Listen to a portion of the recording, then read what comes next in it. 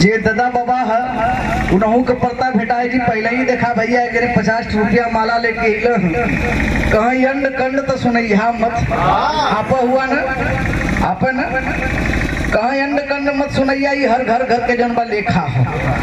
तो एक बिरहा आप लोगन के हम सुना दे, आशा हो कि बिरहा आपके मजा आई।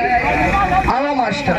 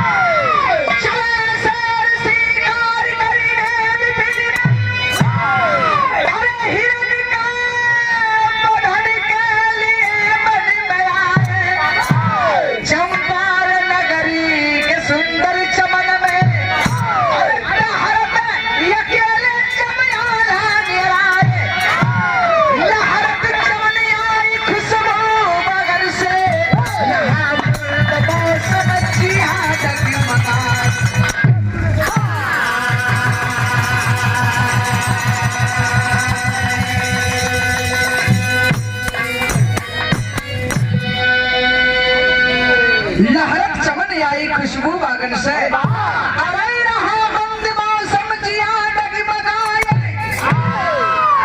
एक बार आल्हा मूड बनौलन शिकार खेलने बदे, समझला कलन की बड़ा दिन शिकार खेलने हो गल। तनी चली शिकार खेलने, अपने घोड़ा के नहवा के धोवा के तेल तासन लगाए के रन्ना मार के जानत हुआ रन्ना कैसे मारा ले निहुरा तनी बताई। वो है थोड़ा सा बरियार हूँ खाए के मोटाइल हुआ मत तो ही हमारे में खुदा चिकर हुआ रन्ना मार के तैयार भइले। रजा घोड़ा पर मत चढ़ गई लग घोड़ा चल देले रजा टिक टिक जैसे चढ़ गईला वैसे ही चढ़ के जब घोड़ा चल रहा बिरहा में गजल लगी मास्टर।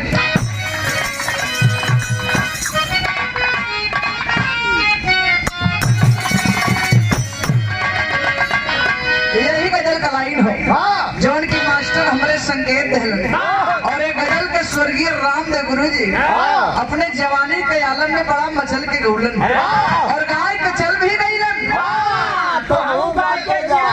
कहाँ जाई भैया मतलब हमके चुतिया समझ ले हुआ। आप लोग इतना जाने हुआ भैया, ये बतावा कि रामदेव गुरु कहाँ गए हुआ? ऊपर गल हुआ ना का अपने घरे गए हैं। वो देखा हुआ अपन जुगाड़ लगावत हो दूसरे के संगे जा तो हमारे घर वाला बाढ़ हो जी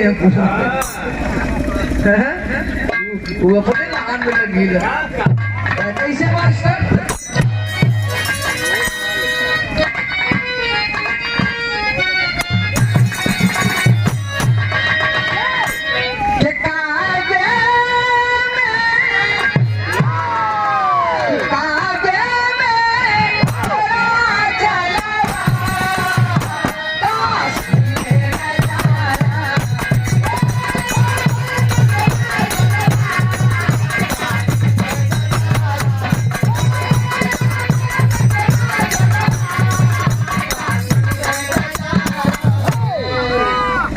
छोड़ दे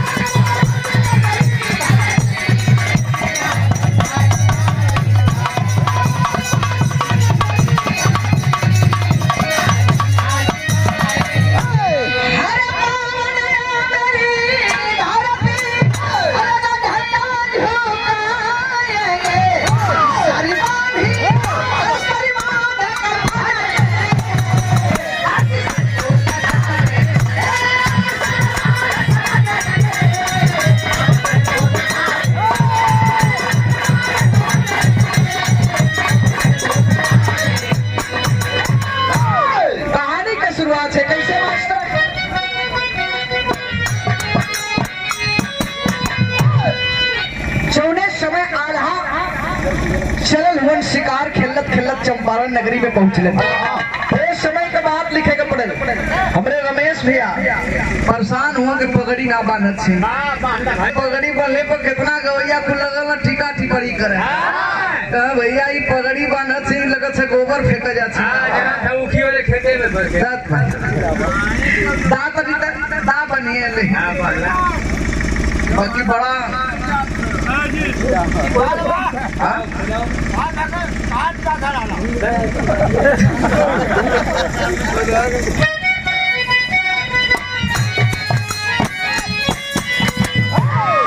कि चंपारण प्रजापति की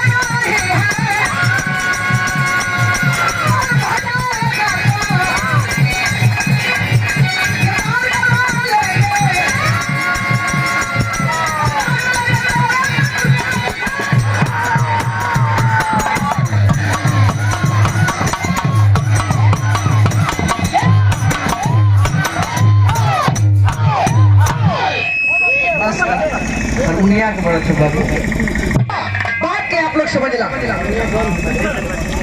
देख ला केबिन देख के अपन राजा के बाग में बड़ा सुघर बगिया रहल। वो बाग का खासियत रहल। खासियत का रहल कि वो बाग में कोनो मर्दन के जाए के अलाउ ना रहल। यदि कोनो मर्द चल जा तो राजा साहब को मालूम चले तो ओके काट के जहाँ के रहल वहाँ भजवाए दे। ई बात याला के मालूम ना रहल। देखलन कहा बड़ा सुघर बगिया बा सोचत हुन काहे ना एक जे 1 घंटा आराम कैले हैं। ओकरे बाद फिर शिकार खेलने चलब। एक पेड़ के नीचे आल्हा बैठलन तो सुत गईलन। झुर झुर झुर पुरवा हवा चलत रहल। पुरवा हवा ऐसा होला भैया यदि शरीर थकल हो पूरा हवा उनके ऊपर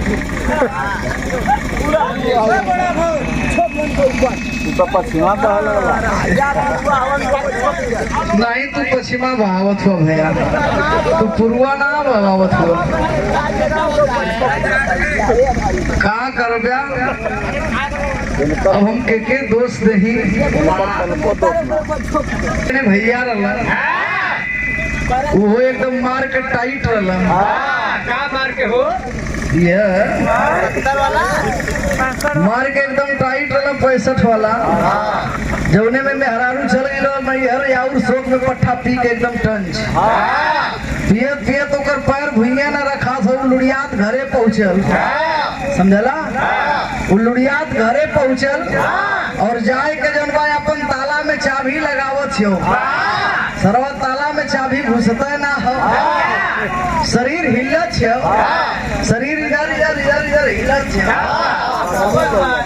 हाथ कापत है वही में शरीर हिलत है। अन्य को बंडा घुस जाता लेकिन ताला में चाबी घंटा भर परेशान है। 2 दीवान जी रहलन वही रोडे पर घूमत रहलन। कहे ये भैया ई कर सरवा कब्बे के ताला खोलत छियो लेकिन ऐसे खुलल उलल कहा चल के खोल दही कम से कम घरवा में ओली आए जा। अच्छा तो जाए के दीवान जी कथो हटो हटो हटो हम ताला खोल दे हटो हटो हटो तो कहा था ये साहब हम ताला तो खोल दे लेकिन सरवा ई घरवा हिलत है के तनी पकड़ ले रहा हम ताला खोल देते यानी हिलत ये अपने हुआ कहा घर पकड़ला हम ताला खोल देते।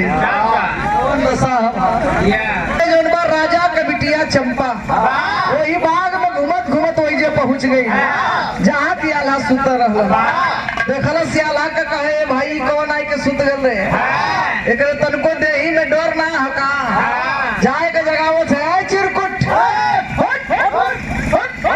कैसे हिम्मत हो गई जाके सुतले का आल्हा योने समय आँख खोलन देखल चंपा के कहे आए हाय हाय हाय हाय हाय हाय रे हाँ तो भगवान बड़ा फुर्सत से बने हुआ हो एकर यखिया तो लागत कि एकदम के भाई लगत था एकर नकिया सुगी के ठोर दिया एकर कनावा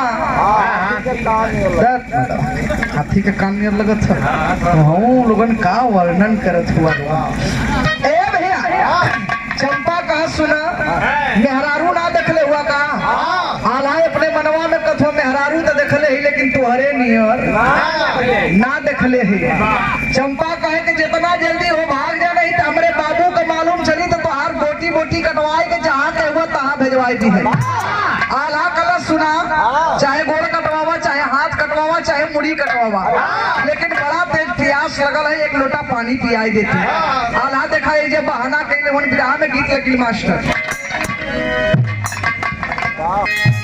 ये लाइन हो जवन के मास्टर संकेत देथुन कोनो मेहरारू के नई नई पुलिस में मर्द के जन्मा बहाल हुई अब वो नौकरी पर जाता मेहररुआ कहती है कि सैया जात हो तो एक काम करी हो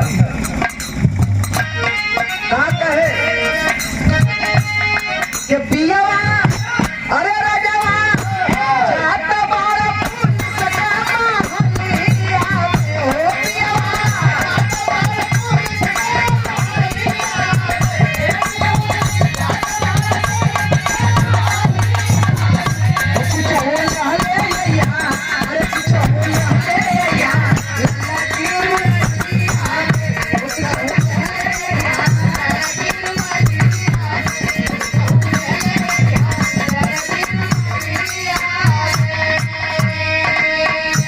चंपा चलल है महल के अंदर पानी लिया वो समय का भाव लिखे के पड़ल था हो चंपा लेके आई पूरा के हो चंपा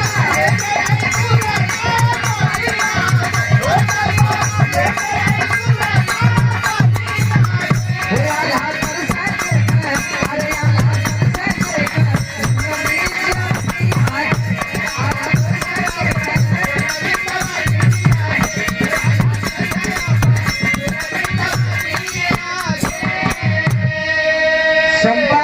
महल के अंदर एक लोटा पानी लेके आइल बा अजौने समय आल्हा का लोटा का पानी थमावे लगल आल्हा लोटवा का पनिया थामत के समय एगो बड़ा गलती काम कर दिलन गलती काम का कैलन कि लोटवा का पनिया थामत के समय आल्हा चंपा के धीरे से कानी अंगुरिया दाब देहला जब दबले हुआ तेरे बाप रे बाप चंपा एक बात कलश विराह में गीत लग गई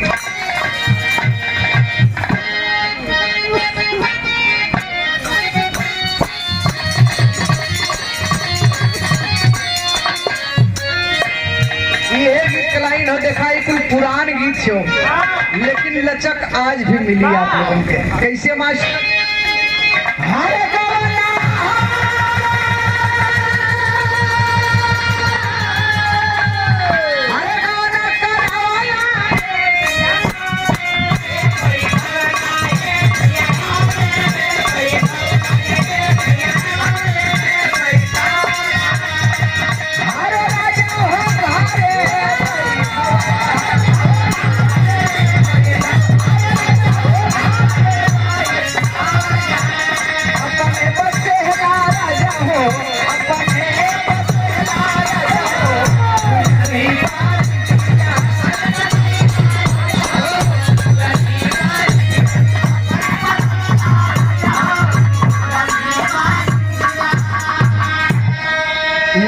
चंपा आल्हा से वो बात कलश का कहे मास्टर हरे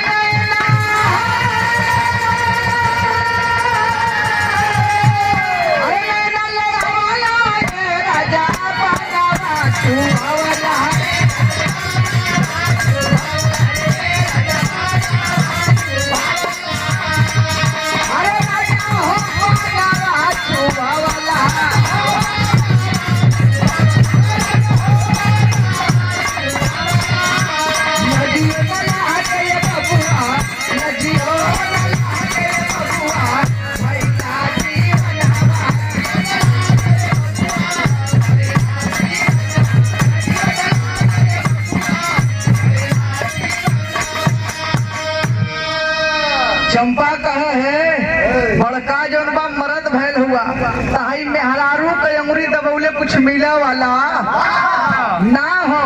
यदि अंगुरिया दबावे के हो तो कभी मर्दन के अंगुरी दबाए के देखा, मर्दन के अंगुरी दबाए के देखा, तब तोरे जनवा आता है और चाउर के भाव पता चल जाई।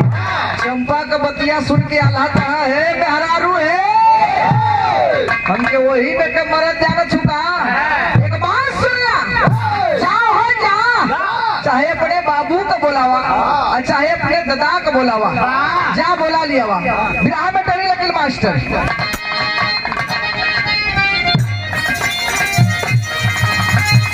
अरे बघेला महाबवाला केसरी, अरे बघेला महाबवाला केसरी, अरे छतरी वीर वंश उपवन में डेरा डाला डाला डाला।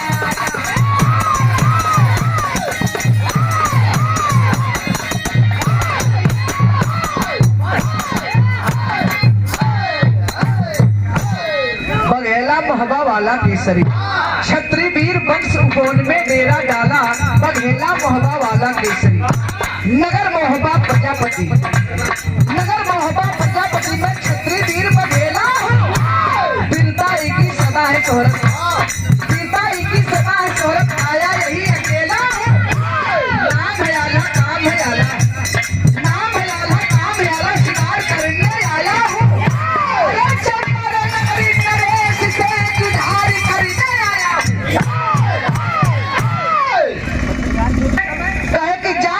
चाहे अपने बाबू को बोलावा चाहे दादा को बोलावा, इस शरीर हिला वाली डा है। नाम हमारी आला हो तो कमो हमारी आला हो, रहे वाला हम मोहबा नगरी के है। चंपा सुनलस की रहे वाला मोहबा नगरी के हुआ, जितना कुल टेम्परेचर रहल सब डाउन हो गया, एकदम गाड़ी न्यूट्रल में हो गई। काहे हो गई? चंपा बचपने से प्यार करत रहे आल्हा से कि हमार सपना संजोत रहल कि जब भी शादी करब तो वही मोहबा नगरी के रहे वाले आल्हा से ही ब्याह कर। दिल दे बैठल रहल बचपने में, और आज आल्हा सामने हो उनके चिन्ह ना पावत छियो। चंपा का प्यार बचपन से रहबा कयल, और चंपा के देख के आल्हा जब प्यार करत रहलन। अब वहाँ वह बात आ गिल मास्टर कि जवन रोगिया भावत तवन बई, अब दोनों जाने का प्यार इकट्ठा हो गल, और जब दोनों जाने का प्रेम इकट्ठा भइल हो, खूब वही बगीचा में फल फूल खैने लोगन, खूब कच्चा पक्का तोड़ 15 दिन जब फल फूल खैले, फल फूल खैले के बाद यहाँ लाजनबा मोहबा नगरी चल देहलन। नतीजा क्या निकलल? बिरहा के आखिरी गीत हो।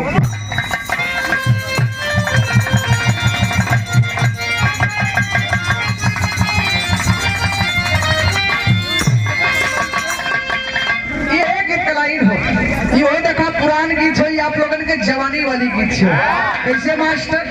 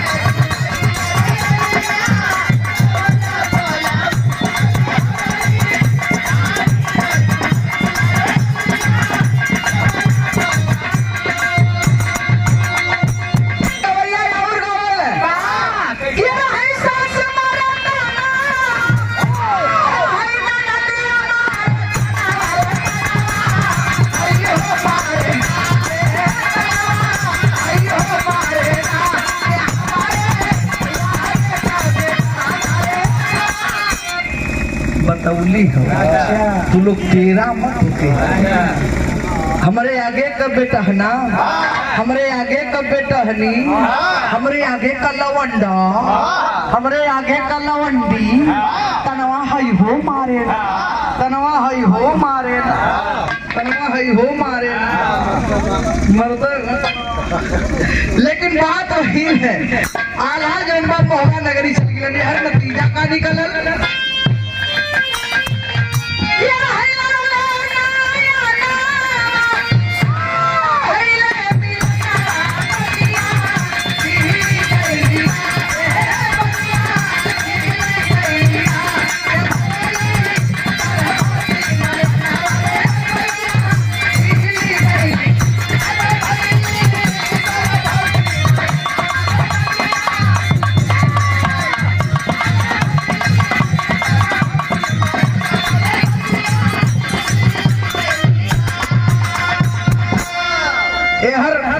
लेकिन हमारे कटारी चौदह समय चंपा एहर मोहबा नगरी जनबा आल्हा गईलन और चंपा गर्भवती हो गई। कहल गला भैया के तीन छिपाए न छिपे, चोरी हत्या पाप, ये तीनों चीज के लाख छिपई बा।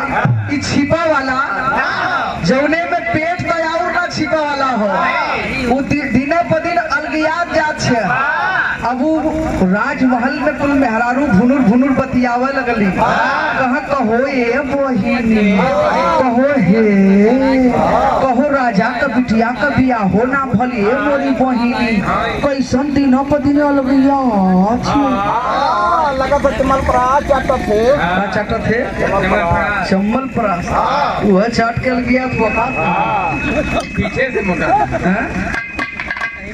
राजा साहब क्रोध में हो गए, उठा लिया तलवार, आज बेटी का गर्दन अलगा दूंगा। जाती है बेटी और जा करके अपने पिता के पैर पकड़ के झरझर झरझर रोने लगती है। ए बाबू काल गला ए भैया के जे दुनिया से ना हारा लाहू अपने जन्मले से हार जाला। एक कैठ बिटिया हो, राजा साहब के माया आएगल दया आएगल, कहे जा जवन कैलू तवन ठीका कैलू, जवन हमार मान रखे कर तब रख ले लू, जाए अपन जिंदगी दिया। आखिरकार में चंपा वही चंपारण के नगरी में धीरे धीरे समय बितावत हो, और समय बितवले के अनुसार भइल का विराह में पटपट लगी मास्टर।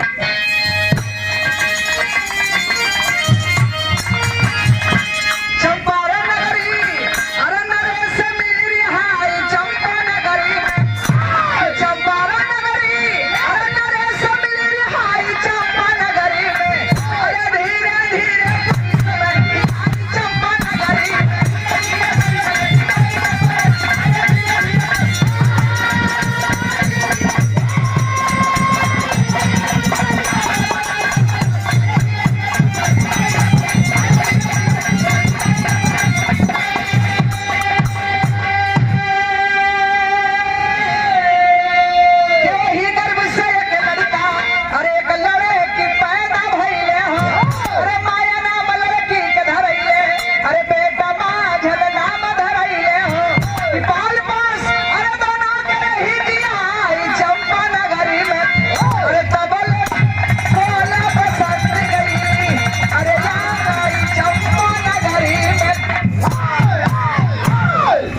दरबार फनले हुई है।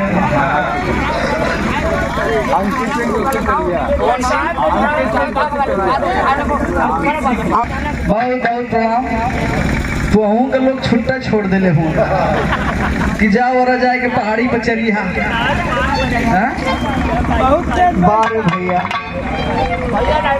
तो के देखे में हम अपन गना भुलाए जाते जब बोलत से ऐसे तो वो कथो छाती पीटा लगत उनके भैया मत यो छाती पीटा लगत हूँ हम ये बाबू छतिया पीटत पीटत हार्ट अटैक न हो जात हो रे। 2 लाख फूक दिया चला क्या दिक्कत है बतिया ही ना भैया।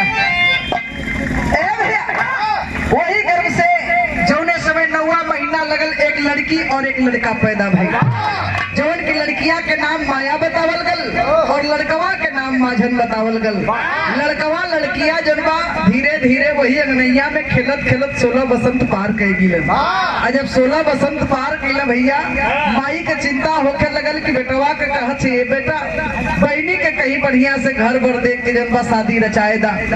एक बिटिया बा मतारी समझावत से बेटवा समझावत से माई के भी कैसे मास्टर आला में का नाम लगे।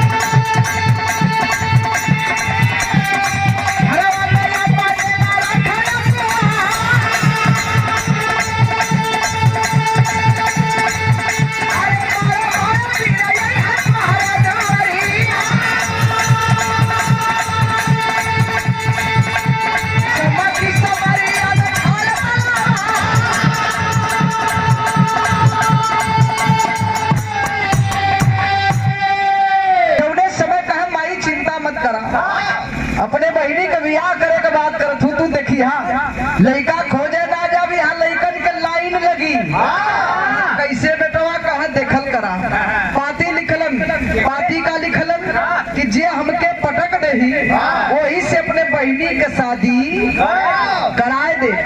ई पाती जब मोहबा नगरी में गई हो पाती पौलस के आल्हा के लड़का इंदल पाती पढ़ला कहा यार बड़ा मौके का पाती हाथे लग गई चली जौन बा वो सार के पटक के उनके बहिनी से बियाह कोई के लेके चली आई घरे में कोई से बतौला ना पहुंच गए चंपारण नगरी में। एक तरफ माझन और एक तरफ इंदल लड़ाई होके लगल लड़ाई हो छोट नतीजा निकल का आला नंबर 2 लगाए।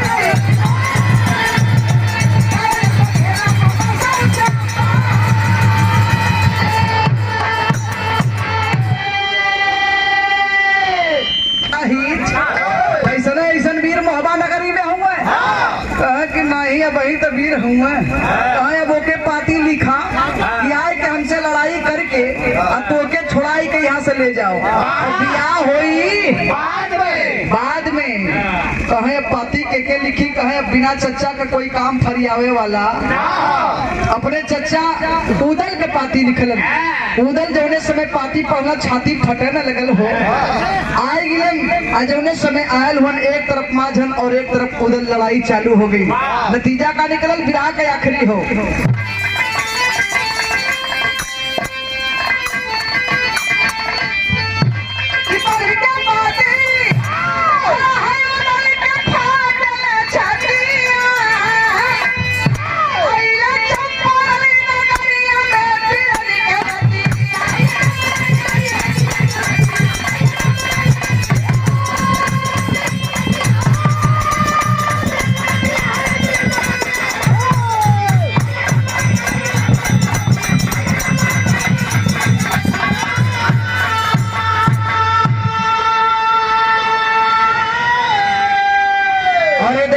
चौथी एक तरफ माझन और एक तरफ उदल लड़ाई करे के तैयार हो गई लड़ाई होत नतीजा निकलल का कि उदल के भी जौनबा माझन जौनबा उदल के पटक दहलन पटक के छाती पर ऊंचा छोड़ कहा हो ऐसन वीर मोहबा नगरी में हुआ चले लोगन मुंह उठाए के जौनबा छुड़ावा बदे अब उदल के मतिया मराए गई कि बाप रे बाप वीर में वीर हमार खानदान रहल ई कहां से पैदा हो गल कहा बिना भैया का कोई काम फरियावे वाला कहा पाती लिखल के आल्हा के पाती जौने समय आल्हा पल्ला कहा इधर लगाए गल नजर लकड़ी आयल हुन जौने समय देखत हुन कि रजा खचा खच भीड़ लगल हो एक तरफ में हरारू एक तरफ लड़का एक तरफ बुढ़वा एक तरफ जवान दंगल देखे बदे तैयार हुआ और यही बिचही में दोनों जाने हित लोग पटकाए के बटुरल हुआ जैसे जब भैंस पियाए जा फूट जा रोआ वैसे रोआ फूटल अच्छा तो वही भिड़िया में चंपा एक तरफ खड़ी रही आल्हा देखला कहा ये भाई वो है क्या दूसरी हो घूमत घूमत गई कहा का हो तू एजा का करत छे अच्छा पहलवान लड़ावत रहा पूरे फरी बनल रहा का तो हम लोग गजब इनके रेफरी बना देने का चाहते ये रेफरी बन गया तो कितना पहलवान के छुट्टी कर देता न चंपा आला का देखलस भर एकवारी पकड़ के झरझर झरझर रोए लगल। कहे लगल कि का तोहार यही प्रेम हो। 15 दिन बिताए के गईला आ गईला तो फिर 15-16 साल के बाद यावत हुआ वो और तू गईला यार हम गर्भवती हो गई, जो कि वही गर्भ से एक बेटवा एक बिटिया पैदा भई, जो एक लड़की के नाम माया रखली और लड़कवा के नाम माझन रखली। देखा यही दोनों जने के पटक के ठंडा के लिए हो ना तोहार बेटवा। आल्हा कहा हाँ हमार बेटवा। अरे बाप रे बाप आए गईली तो इज्जत बच गयल, नहीं तो सब जौन बा इज्जत जौन बा नसाए जात भाई बहिन में बियाह हो जा। तो ये हमरे कटारी भैया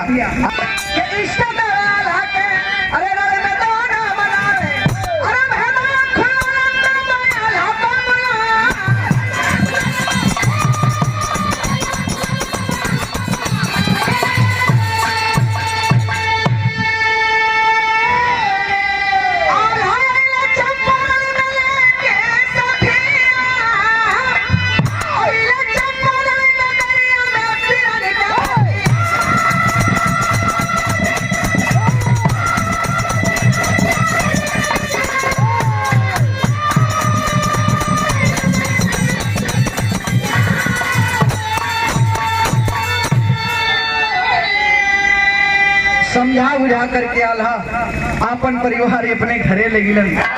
आके आखिरी है